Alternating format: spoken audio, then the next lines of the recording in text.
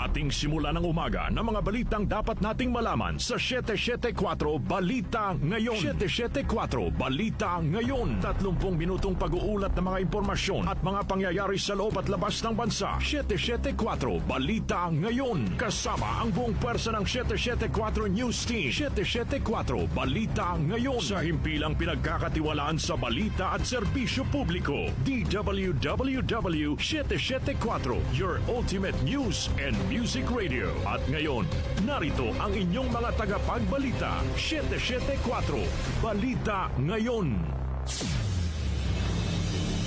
774 Balita Ngayon. Magandang umaga, Luzon, Visayas at Mindanao. Ngayon po ay araw ng Huwebes, January 22, 2026. Narito na ang 774 Balita Ngayon. 774 Balita Ngayon. At sa ating pong mga headlines. Dating Senador Antonio Trillanes IV at isang civil society group nagsampa ng reklamong plunder, malversation at graft laban kay Vice President Sara Duterte. Kopya ng Cabral Files na naglalaman ng top contractors ng mga DPWH projects sa 2025 NEP nilabas ni Batangas 1st District Representative Leandro Leviste. House Majority Leader at Presidential son Sandro Marcos dapat mag-inhibit sa impeachment proceedings laban sa kanyang amang si Pangulong Ferdinand Marcos Jr. ayon sa isang mambabatas. Dating DPWH Bulacan District Engineer Henry Alcantara inilipat na sa kustodiya ng DOJ. 5 baril na nakapangalan sa negosyanteng si Atong Ang isinuko ng kanyang abogado sa pulisya. Paggawad ng 4-star rank kay Acting PNP Chief General Jose Melencio Nartates III Nartates Jr. inaasahang may sasagawa sa susunod na linggo. Sa ating Metro News, Russian national na nagsabing magkakalat siya ng HIV sa Pilipinas, inaresto ng BI. Science and Technology News, State of Global Water Bankruptcy, dineklara ng United Nations. Lifestyle News, isang basilika na dinisenyo ng tinaguriang Father of Architecture na tuklasan sa Italy.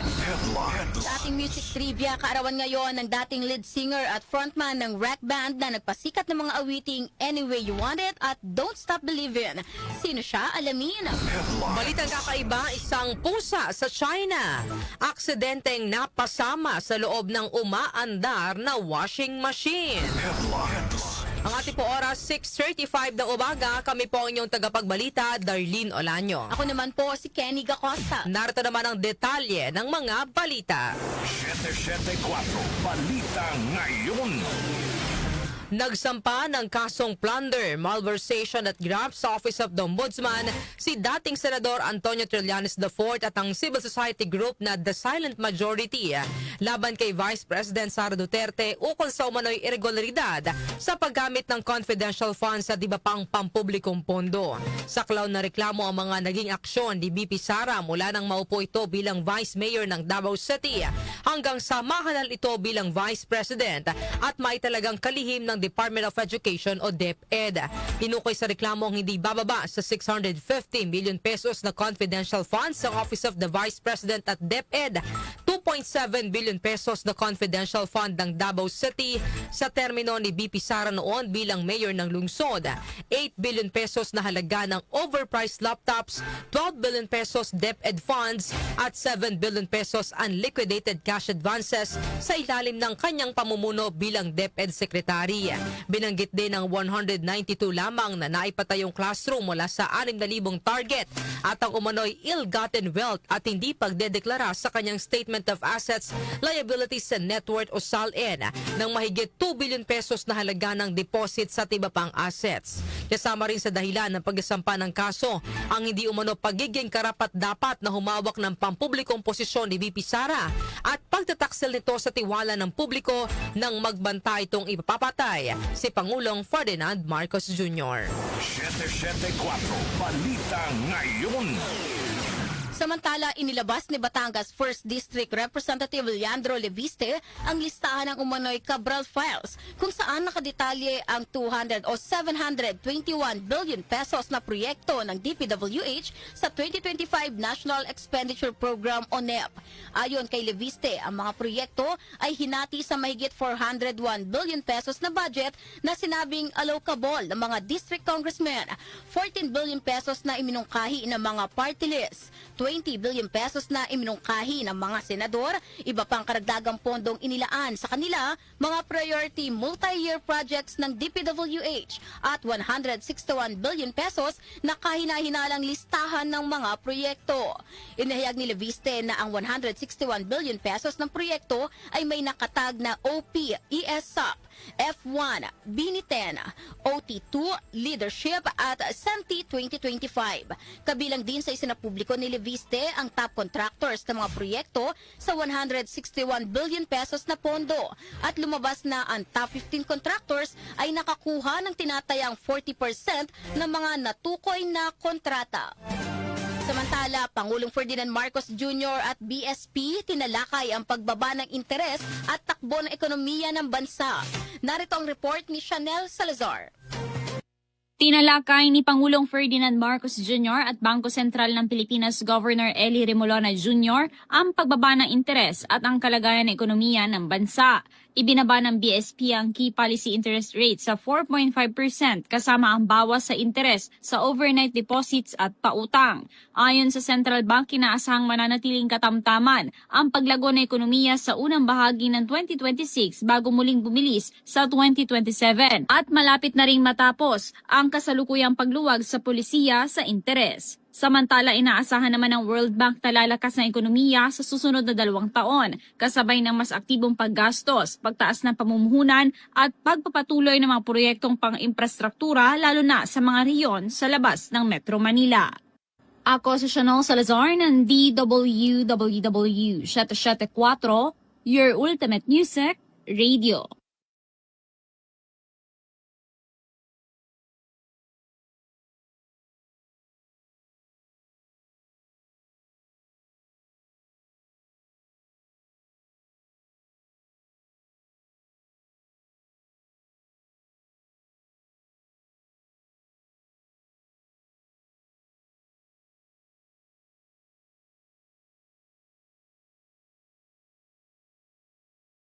Ay mainam na wag lumahok si Congressman Zandro sa pagtalakay sa impeachment complaint laban kay Pangulong Marcos ng House Committee on Justice hanggang sa plenaryo.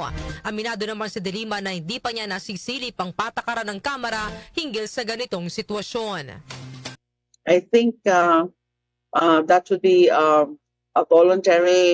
matter of voluntary inhibition out of delicadeza.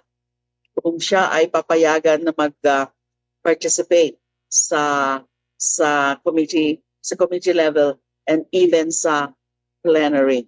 I have to review the rules as to the mandatory disqualification or mandatory inhibition. I don't recall any such provision, but of course, merong we can say that the rules of court provisions can apply suppletorily, but I have to check that out. Kasi may grounds for mandatory inhibition or mandatory disqualification under the rules of court, and also the matter of voluntary inhibition. Si Congressman Zandro ang chairman ng House Committee on Rules na nangangasiwa sa flow o daloy ng legislation at mga committee hearings at ito rin ang magre-refer sa Committee on Justice ng reklamong impeachment laban kay Pangulong Marcos. Samantala, Senador umapila na tigilan na ang impeachment kina Pangulong Ferdinand Marcos Jr. at Vice President Sara Duterte. Conde Batak sa detalye. Nanawagan si Senator Robin Hood Padilla na tigilan na ang usaping impeachment laban kay Pangulong Bongbong Marcos at Vice President Sara Duterte. Gini Padilla ngayong 20th Congress ay napakaraming dapat na tapusin ng Senado at Kamara kabilang ang mga panukalang may kinalaman sa pang-araw-araw na buhay ng mga ordinaryong Pilipino.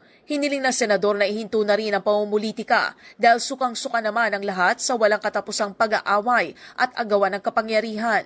Hinimok din ni Padilla na tandaan ang mga mukha ng mga nagpapagulo sa bayan. Ikinadismaya pa ng mambabatas na wala nang ginawa ang bansa kundi ang mangutang ng mangutang at wala pang naibibigay na pag-asenso sa mga kababayan mula nang magrevolusyon noong 1896 hanggang 1986. Conde Batak ng DWWW 774, your ultimate music radio. Maraming salamat, Conde Batak. 774 Balita Ngayon. Inilipat na ng Senado sa Department of Justice o DOJ ang kustodiya ni dating DPWH Bulacan District Engineer Henry Alcantara. Sinundo ng mga tauhan sa DOJ o ng DOJ si Alcantara mula sa detention facility ng Senado. Sinuotan si Alcantara ng bulletproof vest at helmet at kasama niyang lumabas sa Senate facility ang mga tauhan ng DOJ. Hindi naman binanggit kung saan dadalhin si Alcantara. Kabilang si Alcantara sa 4 na individual na napabilang sa Witness Protection Program ng gobyerno. Samantala, impeachment complaint laban kay Pangulong Ferdinand Marcos Jr. pinag-aaralang mabuti ni Pusong Pinoy Party List Representative Journey Jet Nisay bago niya inendorso. Grace Mariano sa report. Binigyang diin ni House Deputy Minority Leader at Pusong Pinoy Party List Representative Journey Neta Nisay na pinag-aralan niyang mabuti bago niya inendorso ang unang impeachment complaint laban kay Pangulong Ferdinand Bongbong Marcos Jr. na inihain ni Attorney Andre De Jesus. Ayon kay Nisay, noong inilapit sa kanya ni De Jesus ang reklamong impeachment, ay ilang linggo niya itong pinag-aralan katuwang ang kanyang legal team. Para kay Nisay, ito ang hinahanap ng taong bayan na matalakay sa tamang forum ang mga issue kaugnay sa Pangulo at hindi sa social media lamang pag-usapan. Umaasa si Nisay na sa pagbubukas ng sesyon sa Lunes, January 26, ay agad maisasama sa order of business ang impeachment complaint laban kay PBBM at maire-refer sa House Committee on Justice na siyang tatalakay at tutukoy kung ito ay sufficient in form and substance. Ito si Grace Mariano para sa DWWW 774, your ultimate music radio. Mariano. 774 Balita Ngayon. Isinuko naman ng abogado ng negosyanteng si Charlie Atong Ang sa Mandaluyong City Police ang 5 baril na nakapangalan kay Ang. Kabilang sa isinuko ang isang Colt rifle at ilang 9mm pistols. Nakasaad sa acknowledgement receipt na tinanggap ang mga armas para sa safekeeping at proper disposition ng istasyon. Dokumentado rin sa inventory ang bilang, uri at serial numbers ng mga item na isinuko sa pulisya. Ang pag-surrender sa mga armas ay bilang pagtugon sa revocation order na inilabas ng PNP laban sa lisensya ng mga baril ni Ang. Inihayag naman ni Acting PNP Firearms and Explosives Office Chief Police Brigadier General Jose Manalad na isa pang baril ni Ang nawawala at hindi ito kabilang sa itinurn over sa mga otoridad. Dating Congressman Zaldico sasampahan ng panibagong reklamo dahil sa paggamit ng peking plaka ng sasakyan. Narito naman ang report ni Angel Garcia. Inihahanda na ng Philippine National Police Highway Patrol Group ang pagsasampa ng karagdagang kaso laban kay dating Congressman Zaldico. Ito'y matapos madiskubring peke ang plaka ng isa sa mga luxury vehicles ay iniugnay sa dating mambabatas. Sa ngayon nakikipag-ugnayan na ang PNP HPG sa Land Transportation Office para sa verifikasyon at pagsasampa ng mga kaukulang kaso kasunod ng isinagawang macro-etching examination sa mga nakumpiskang mamahaling sasakyan. Matatanda ang kinumpiska ng mga otoridad ang ilang mamahaling sasakyan nito sa parking area na isang condo unit sa Bonifacio Global City, Taguig noong January 8. Sa investigasyon, lumabas na peke ang plaka ng Ferrari niko kung saan ang nasabing sasakyan ay nakarehistro sa ibang pangalan na may kaparehong uri ng sasakyan. Angel Garcia ng DWWW 774, your ultimate music radio. Maraming salamat, Angel Garcia. 774 Balita Ngayon. Sa pang balita, posibleng isagawa sa susunod na linggo ang donning of rank ni Acting PNP Chief General Jose Melencio Nartates Jr. Ayon kay DILG Secretary John V. Cremulya, sa ngayon wala pang tiyak na schedule mula kay Pangulong Ferdinand Marcos Jr. na inaasahang personal na magsasagawa ng donning of rank kasabay ng formal na turnover ng pamumuno sa PNP. Kinumpirma rin ni Cremulya na naghain na ng optional retirement ang dating PNP Chief na si General Nicolas Torre III. Dagdag pa ng kalihim, iimbitahan si Torre sa formal na handover ng watawat bilang bahagi ng tradisyonal na seremonya ng paglilipat ng liderato. Matatandaang nagretiro si Torre sa serbisyo matapos tanggapin ang posisyon bilang General Manager ng Metro Manila Development Authority o MMDA. Samantala, ikalawang National Decongestion Summit o Decongestion Summit sinimulan na. Narito ang ulat ni Gina Mape. Hustisyang mapagpalaya sa sistemang makabago ang tema ng ikalawang National Decongestion Summit na inorganisa ng Justice Sector Coordinating Council o JSCC na sinimulan kahapon at magtatapos bukas, Enero 23.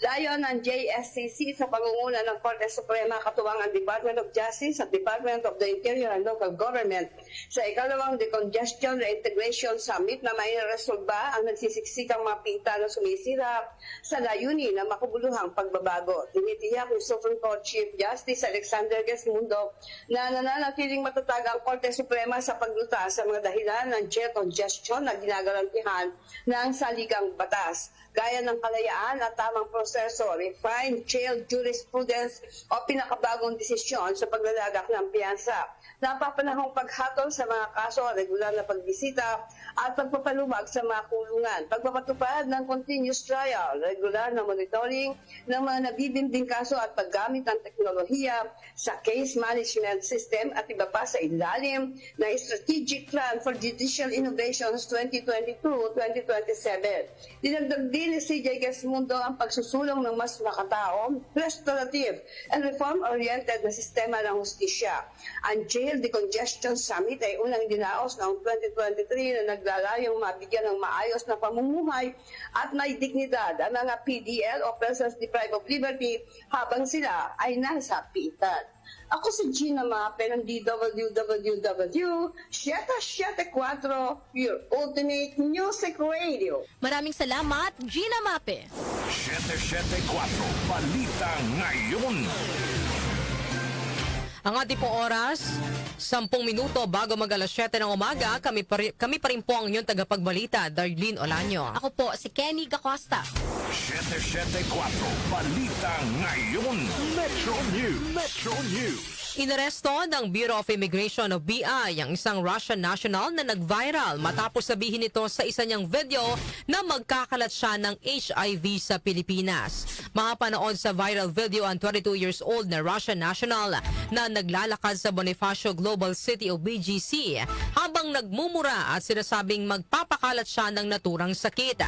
Bunsod nito, nagkasa ng operasyon ng BI Fugitive Search Unit at nadakip ang dayuhan sa isang condominium sa Barangay Santo Cristo, Quezon City. Lumabas sa isinagawang investigasyon ng mga otoridad na dumating sa Pilipinas ang dayuhan noong January 15. Sasailalim sa booking at documentation procedures ang Russian national bago ito dalhin sa BI Warden's Facility. Aalamin ng BI kung may criminal records ang dayuhan at kapag wala ay hahanda na nila ang deportasyon nito. Foreign exchange rates. Foreign exchange rates. Narito na ang update sa ating foreign exchange rates. Ang palitan ng piso kontra dolyar ay nasa 59 pesos and 48 centavos. Nasa 69 pesos and 77 centavos naman ang palitan ng piso kontra euro.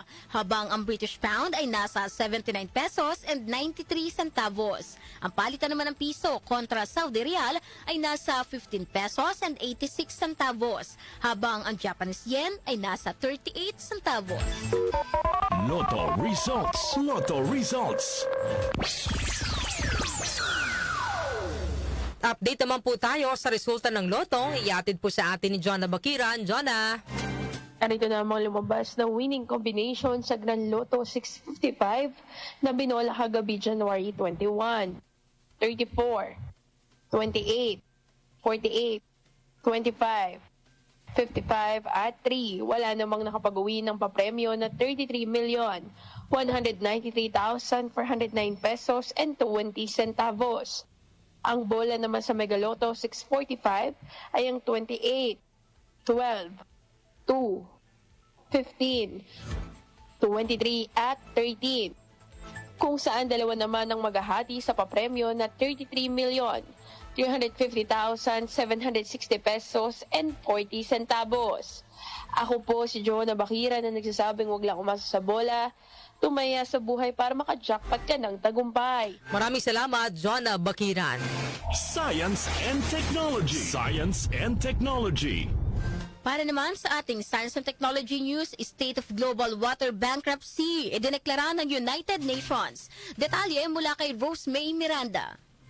Pumapasok ang mundo sa global water bankruptcy era kung saan nauubos ng mas mabilis ang mga tubig sa ilog, lawa at aquifer kaysa sa kapasidad ng kalikasan na mapalitan ng mga ito.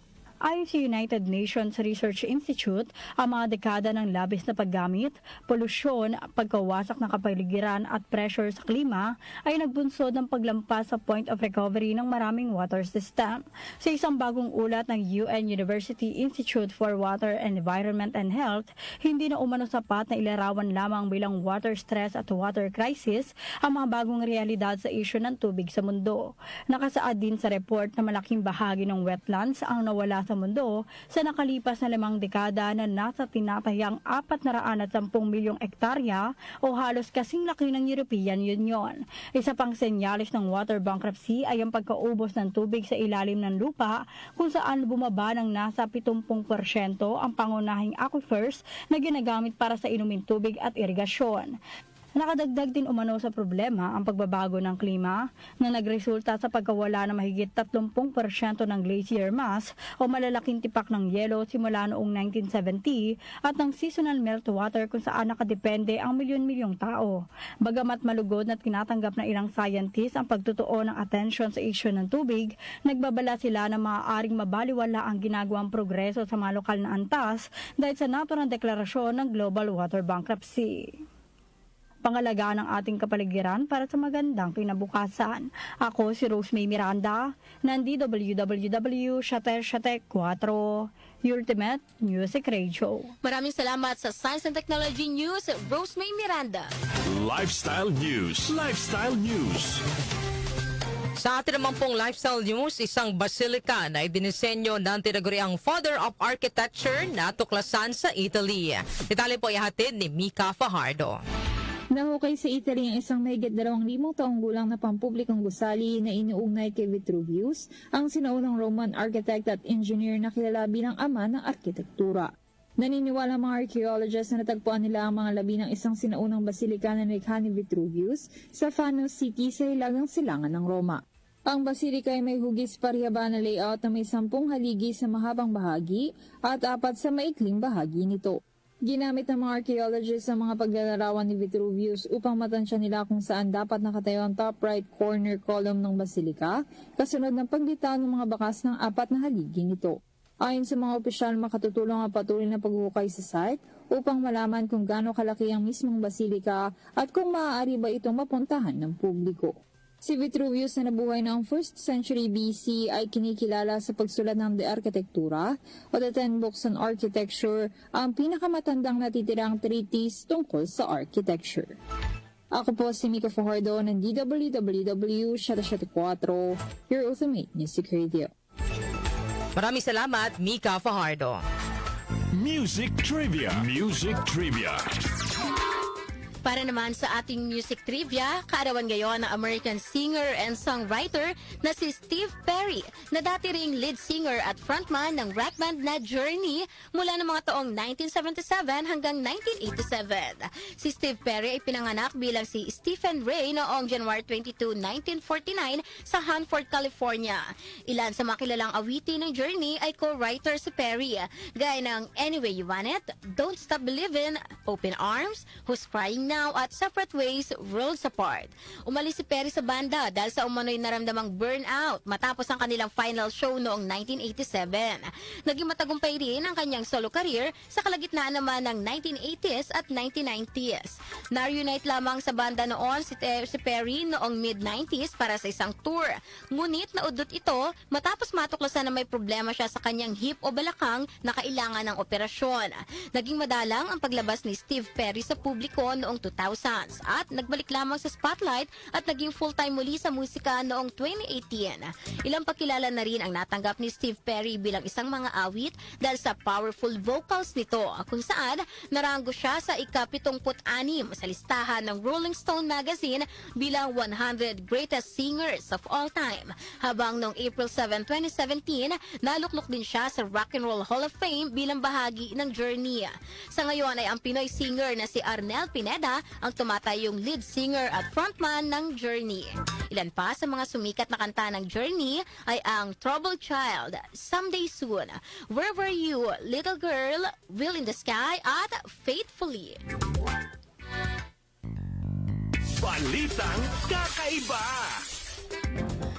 Sa atin namang pong balitang kakaiba, isang pusa sa China, aksidenteng napasama sa loob ng umaandar na washing machine.